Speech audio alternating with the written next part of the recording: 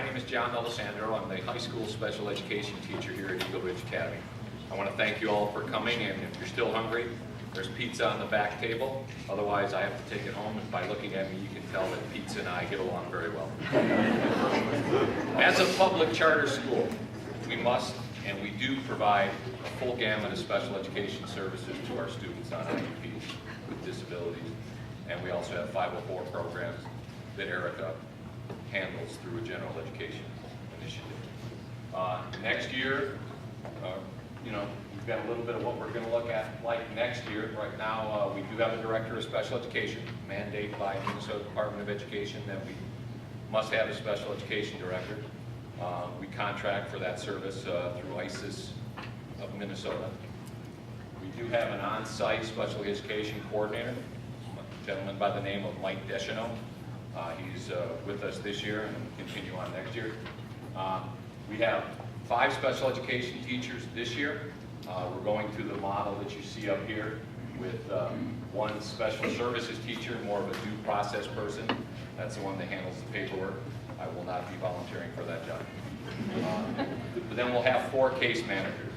2 will handle grades K through 5, and 2 will handle grades 6 to 12. Right now, my caseload is 10, 11, and 12. The anticipation is I'll be handling 9 through 12 next year. A student with an IEP that has outside services, speech, OT, DHH services, we contract for those. You can see speech and language, DATE, which is the developmental physical education, OT, occupational therapy, and we do have school psychologists that we contract with to do all kinds of IQ testing and that. Our special education department is, we're looking forward to keeping all our paraprofessionals. They're a great bunch of people. They're the ones that are in the trenches every day with the students doing all the work. And that's our, staff as it is now. Our delivery model, we're looking for inclusion. We want the students to be in the classroom with their general education peers as much as possible.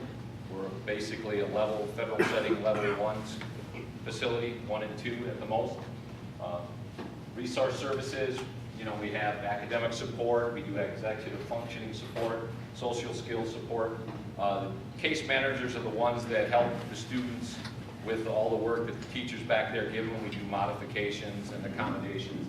But the one thing that I really like about working here at Eagle Ridge, even though you might be a student on an IEP, you still have accountability, which all the other schools I've worked with, that was a word that you never brought up in the special education realm.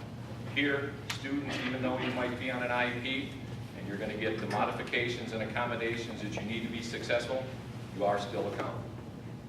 And then related service providers, they do direct service with the student. Again, as Erica has mentioned, I'll be in the back. If you want any, if you have any questions, if you want to talk more privately, we can go back up to my room, or you can send me an email and set up a meeting. And if you have any questions, let me know. Thank you.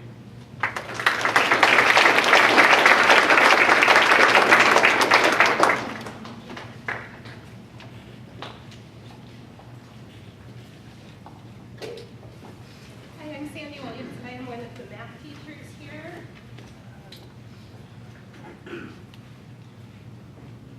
Okay, here we go. The math progression.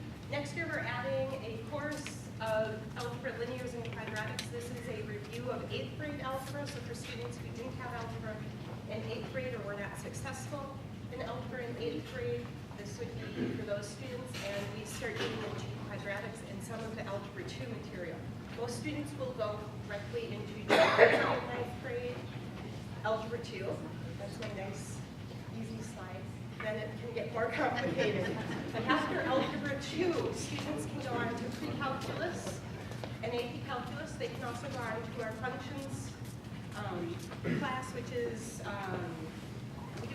there's some algebra 2, there's more data in there, just sort of a whole variety of different things in there. Pretty much after any of those, the prerequisite for AP Stats is Algebra 2, prerequisite for AP Calculus is pre-calculus. So depending on where your student wants to go in math, we have a lot of different options in there, and they can decide as they go what would be good for them. But that is, we try and have options so students can be successful at whatever level that they are at. And again, I will also be around.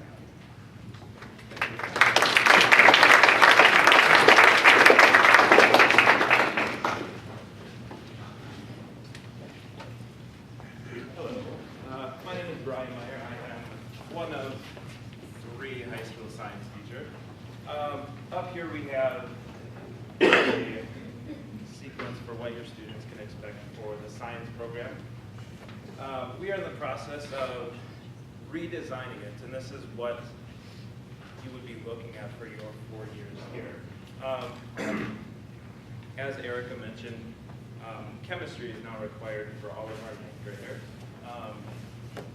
We've moved it to the 9th grade year, hoping that it's going to help out our students for biology. We found that most students were not taking a physical science course. So, students that were, it was helping. Students that weren't, we wanted to boost up their chemistry skills. So, it's now required as 9th grade, so no options there. 10th grade year, biology is required by the state.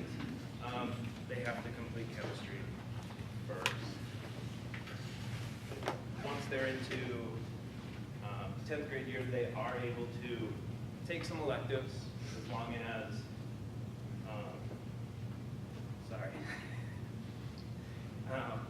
as long as they've passed the chemistry course, and the electives they would like don't require anything else, they can take kind of whatever they want. We have our whole range of options from anatomy to astronomy and a number of AP courses as well. 11th grade, we do require a physics course is taken. Prerequisites for that are both chemistry and biology. And once they get to 12th grade, they are home free. They need 1 additional credit, but what that is up to them. It's all science electives.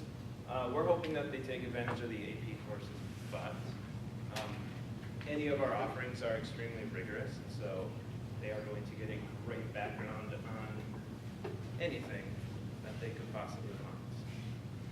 So, I'll be in the back. I can take any questions